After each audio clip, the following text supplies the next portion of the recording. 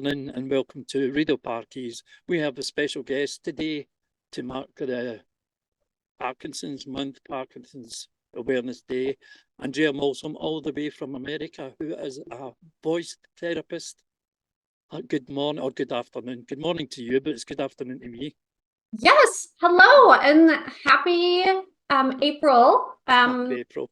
Happy April, happy Parkinson's Awareness Month. I think both of us love promoting what Parkinson's is, you know, the treatments, the support of everybody included. There's so much material out there that it's really cool to have a whole month dedicated to the awareness of it, but also to work through your Parkinson's kind of as a focus month, it's good to know that people like yourself who are in a job like vocal therapy, who actually kind of focus on a certain area, and we love that because we have Parkinson's, so we absolutely love that. So tell us a bit about your job. Oh, thank you. Yes. So I'm a speech language pathologist. Other parts of the world call speech language therapy, lots of different titles of it, but we do speech therapy work. For me, I have absolutely loved the complexity, the curiosity, the fun of trying to work through Parkinson's with my clients.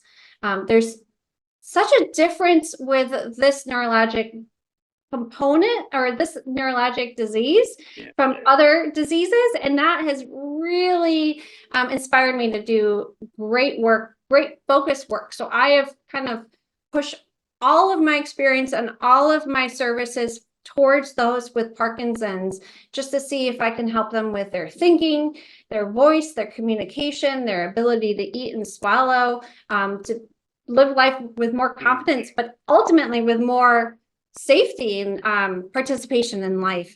So my private practice came from some experiences in the hospital settings, and I have focused all of my energy into supporting those with Parkinson's disease. And you said I'm in the States, I'm in Michigan, I'm in Kalamazoo, Michigan, and I provide services through multiple states and just education and advocacy throughout the world, because it's so rewarding to help people maintain their voice, to regain some voice if we can, and the thinking and the swallowing component too is the kind of a missed area in all of the support and the services offered throughout the world. And it's also kind of a hidden thing, but it's very impactful. If you can't communicate, if you can't think clearly, or if you can't eat and swallow safely, then it really can impact your life.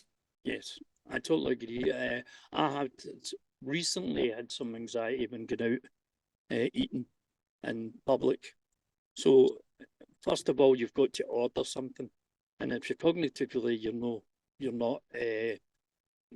not in that space that day, then it can be a long process, which can be frustrating for the vendor or whoever you're serving your table. Also, there's the swallowing. I get invited to my friends for dinner, and I was so aware that I was going to drop things in a lovely carpet and stuff like that. My anxiety was through the roof. So I get where you're coming from.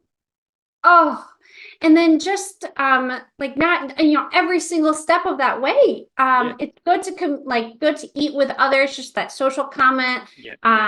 Especially Rochelle, the dietitian, mentioned that in her talk at the end of last month, just to say, like, part of the Mediterranean diet that they can recommend to people is the community aspect of eating, and that kind of blew me away. It's like, oh, that makes sense.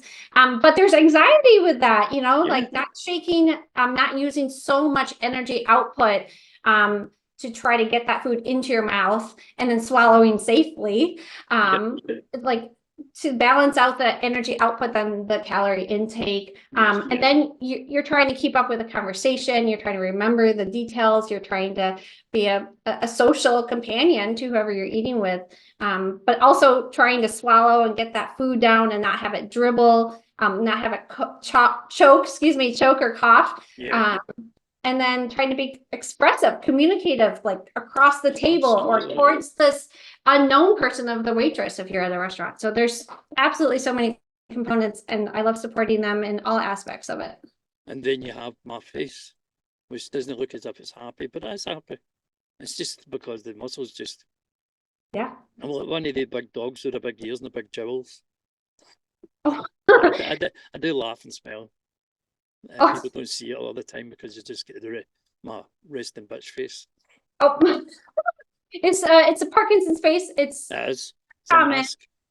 It's a masked face, yes, side effect of Parkinson's. Again, it's one of those things that we don't always talk about, but it really can impact. If you're in front of someone and you say, yeah, when is the party? And your flat affect matches your monotone voice, then they're not going to really want to continue the conversation after they answered the question. So if you said instead, yeah, when is the party? You know, you get this like expression, you get this matched face to this matched expression, and you can have a conversation, and conversation then leads to more cognitive stimulation and memory activation, and it helps just the whole picture. Just boosts your confidence. It boosts my confidence. Oh, boost your confidence. Yes. Oh my gosh. I know. I want people to speak with confidence, communicate with confidence, swallow with confidence, you know, eat that steak or whatever food you need. So yes, exactly. Well, thank you very much for coming on the show, and it's nice to see you again, and we'll hope to see you very soon. Thank you, Thomas.